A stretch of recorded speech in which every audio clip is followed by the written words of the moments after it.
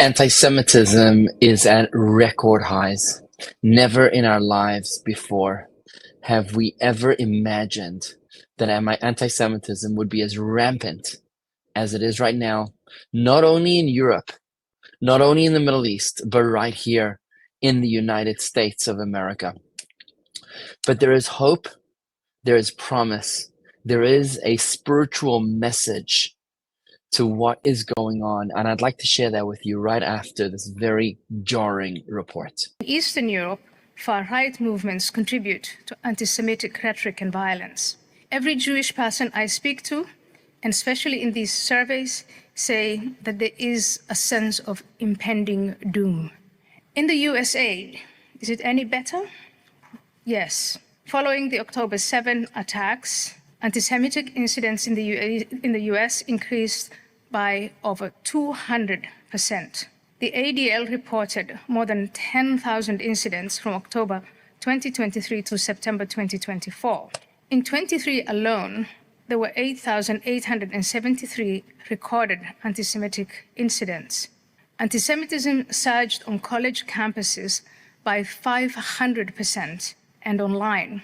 In America, around 69% of Jewish adults reported encountering antisemitism on social media, rising up to 83% among young Jewish adults. A January 2024 study found that 24% of Americans harbor extensive prejudices, with young generations showing higher rates. I don't think we've ever seen anything like this in America. Canada, Australia, and New Zealand are not better. In Canada, hate crimes against Jews increased by 71% in 2023, accounting for 19% of all hate crimes and 70% of religiously motivated hate crimes. In Australia is a very large country geographically, but the population is relatively small.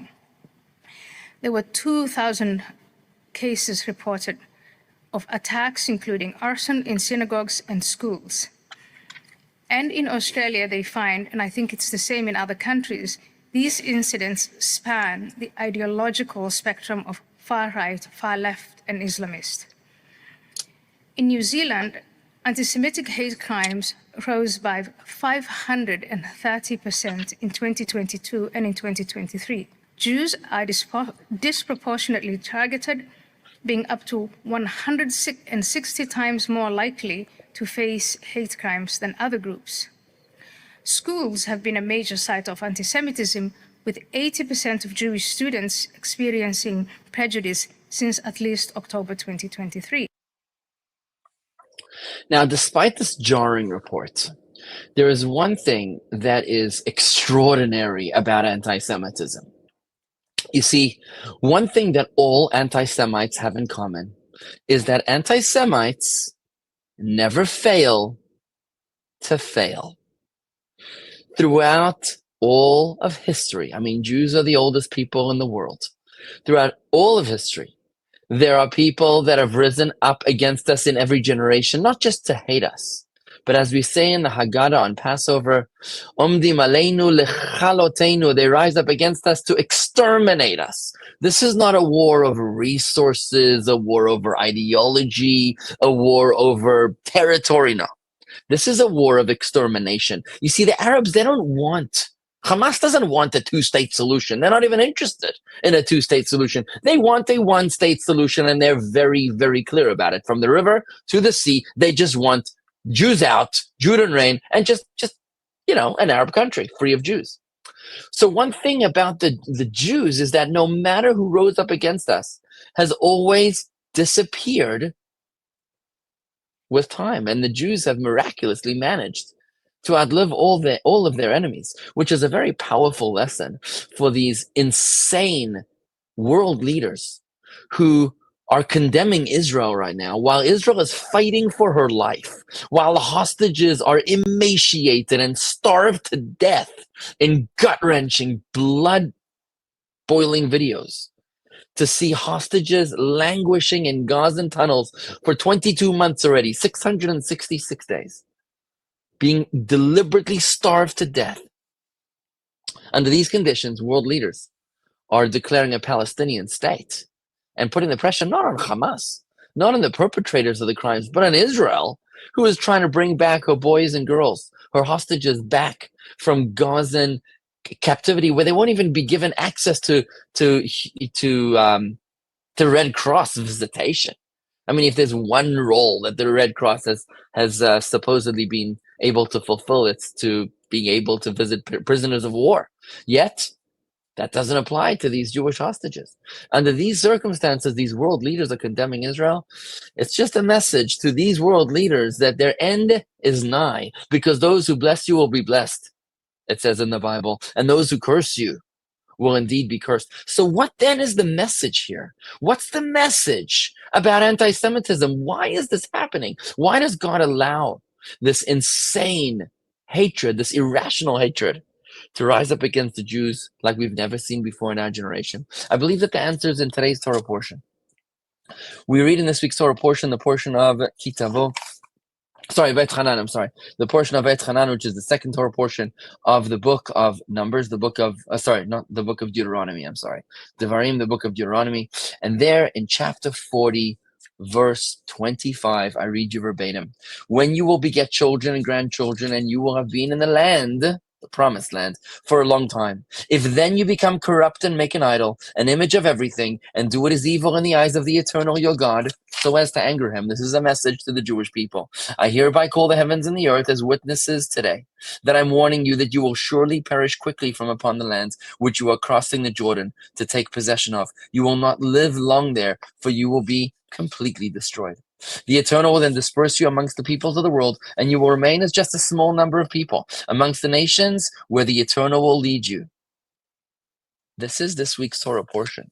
And the chapter concludes, well, not the chapter concludes, it's actually near the end of the chapter 40 of Deuteronomy, chapter 4 of Deuteronomy. This is verse 40. You shall keep his statutes and his commandments that I'm commanding you today, so that it will be well with you and with your children after you, in order that you may live a long time in the land that the Eternal your God is giving you to you for all time. The land of Israel is the only land in the world that is known as the Promised Land. Every other country in Europe, and America included, is conquered from the people that live there. But only the land of Israel is promised by the creator of the universe to the Jewish people. That's why it's called the Promised Land. And this land doesn't come free. God says, listen, you're going to have to earn it by fulfilling the commandments. If you don't follow the Torah and the mitzvahs, then God promises us 3,250 years ago. Moses is speaking these words in the book of Deuteronomy, chapter 4. You won't be able to live in the land. The land will vomit you out. Friends, I believe that what's going on in the world right now, in Israel, is that the nations are rising up to attack, condemn, vilify the Jewish people.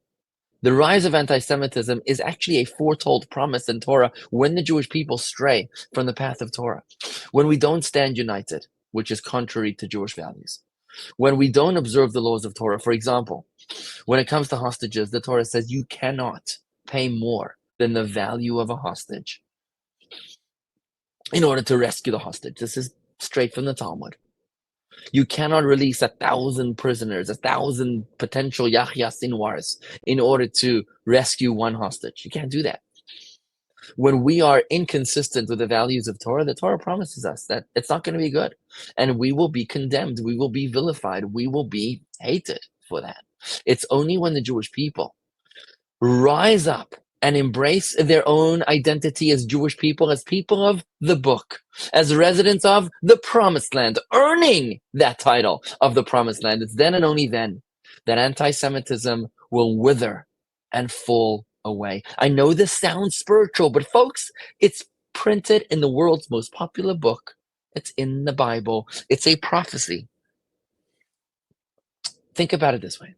Whenever the Jewish people were, the modern state of Israel was reacting to the needs and the declarations and the demands of the world, of the United Nations, we were vilified by the world. But whenever Israel stood strong and defied the demands of the nations and did whatever they needed to do, that's when they were respected. Think about that. I'll give you an example. So when did Israel stand up strong and defy the demands of the nations? For example, when Israel bombed the Iraqi nuclear reactor in 1982. And yes, Israel received a slap in the wrist from the President of the United States of America, but the world was in awe. And years later, President Bill Clinton thanked Israel for doing that. When Israel flew into Ugandan airspace in order to rescue her hostages in the Entebbe raid, the world was in awe. And don't forget, the United Nations was sure to condemn Israel for violating the sovereign airspace of Uganda. But the world was in awe. When Israel preempted the Six-Day War to wipe out the Syrian and Egyptian Air Force in 75 minutes on July 5th, 6th, 1967, again, Israel was condemned by the United Nations. But Israel didn't wait. They went with the values of Torah. When the Torah says that if someone rises up against you to attack you, you've got to attack them first. When Israel followed the laws of Torah, anti-Semitism just dissipated. But when Israel listened to the world, that's when Israel was mocked by the world. For example, when Israel unilaterally disengaged from Gaza in 2005, just 20 years ago, Israel was mocked by the world for being weak. When Israel gave up territory after the Six-Day War, Israel was deemed as weak in the eyes of the world, and these events brought terrible wars upon Israel. Terrible wars. The Yom Kippur War that followed soon after the Six-Day War was a direct result of Israel's weakness in giving away land, as was the October 7th massacre was a result of Israel's weakness in giving away land, and so many other examples. When we are strong, when we are strong with our values, committed to the values of Torah, it's then that the nations of the world respect us. And take a look at this amazing, beautiful video that happened just this week on the 9th day of Av, the day in which we remember the destruction of both of our temples. The first temple that was destroyed in 586 BCE by the Babylonians, the Iraqis, on this date of Tisha B'Av. And the second temple destroyed by the Romans in the year 69 CE, again on the same date of the 9th day of Av. This year on the 9th day of Av, thousands and thousands of Jews gathered in Israel. Listen to what they're singing. I'll explain it to you in just a moment. I'll interpret the words of what they're singing, but listen carefully to the beautiful song.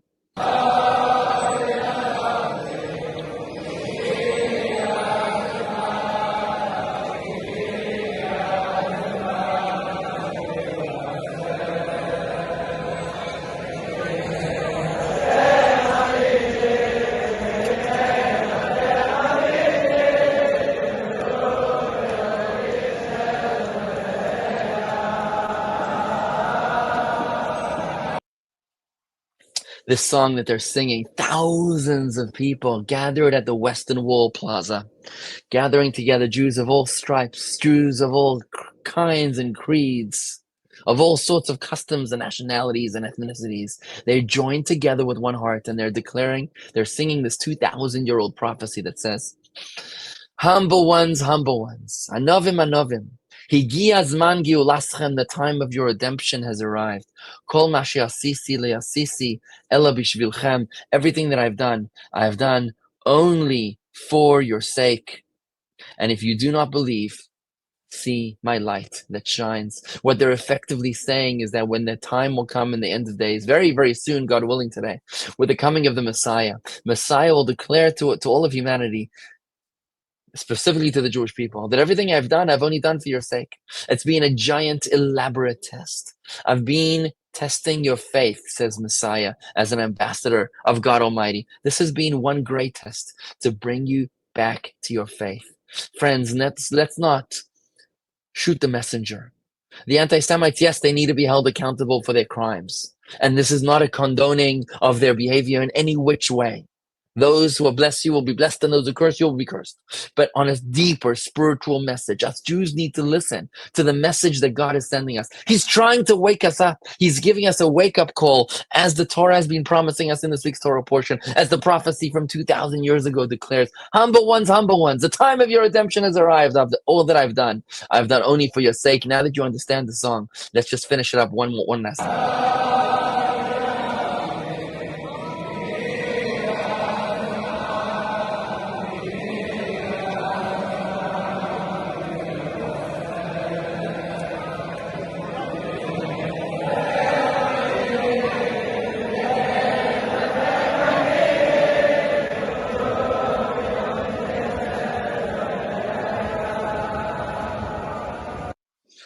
You can feel the power as you close your eyes, watch the video again, and try to sense yourself amongst that crowd. You too belong amongst our people.